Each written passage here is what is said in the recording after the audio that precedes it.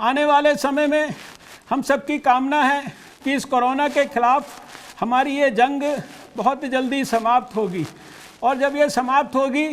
तो आने वाले वर्ष में हम एक नेशनल कोरोना वॉरियर्स डे के रूप में सारे देश के कोरोना वॉरियर्स को सम्मानित करने के लिए,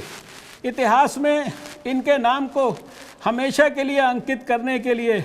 इस सारी व्यवस्था को निश्चित रूप से इंस्टीट्यूशनलाइज कराएंगे। आपने बहुत विस्तार से उल्लेख किया है कि किस प्रकार से विषम परिस्थिति में प्रधानमंत्री नरेंद्र मोदी जी के नेतृत्व में हमारी सारी सरकार ने मिलकर किस तरीके से कोरोना के खिलाफ लड़ाई को लड़ा, किस प्रकार से इंफ्रास्ट्रक्चर को डेवलप किया, किस प्रकार से एक लेबॉर्ट्री से लेकर और 1869 लेबॉर्ट्री तक हम लेकर गए, किस प्रकार से जो चीज़ें हम भारत के अंदर इंपोर्ट करते थे, वही पीपीई किट,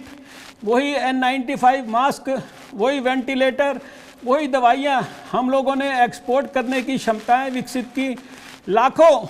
बेड्स जो है हमने सारे देश के अंदर विकसित किए, और अब प्रधानमंत्री नरेंद्र मोदी जी के नेतृत्व में हम सब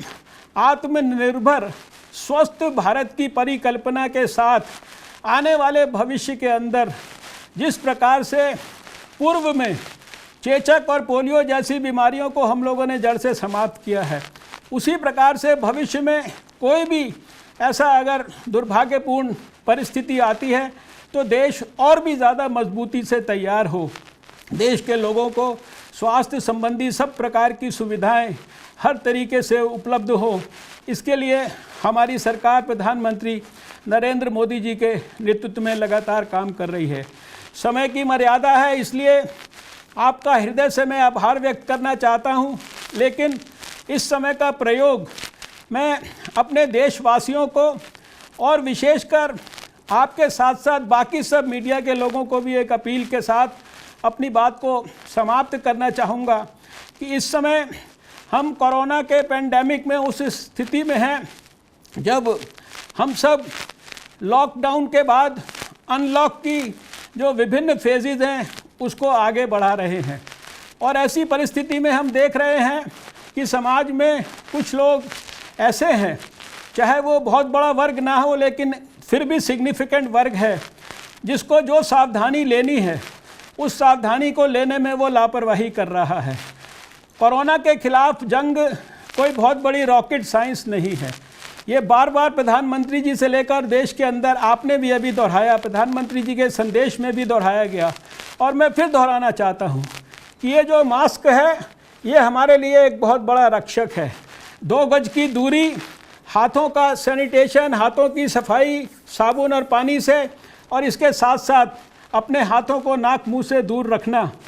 और अपने आसपास घर में, अपने इंस्टीट्यूशन में, बाज़ार में, जहाँ कहीं भी हम हैं वहाँ अच्छी क्वालिटी की सफाई रखना, सैनिटाइजेशन, इन सब बातों का ध्यान रखना। अगर इन सब बातों का अगर ध्यान रखने में हमारी तरफ से चूक होगी तो ये जो कोविड-19 के वायरस का जो ट्रांसमिशन है ये निश्चित रूप से तोड़ने में हमको बहुत कठिनाई होगी।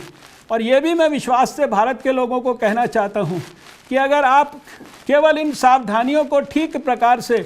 देश के 140 करोड़ लोग अगर इनका पालन कर ले तो निश्चित रूप से कोरोना के खिलाफ बहुत जल्दी हमको निर्णायक विजय भी प्राप्त हो सकती है। मैं मीडिया के सभी भाइयों से, बहनों से, बंधुओं से सबसे ये अपील करना चाहता हूँ, और देश में सभी स्वयंसेवी संस्थाओं से सबसे ये अपील करना चाहता हूँ कि अपने अपने कार्य क्षेत्र में कृपया ये सुनिश्चित करें कि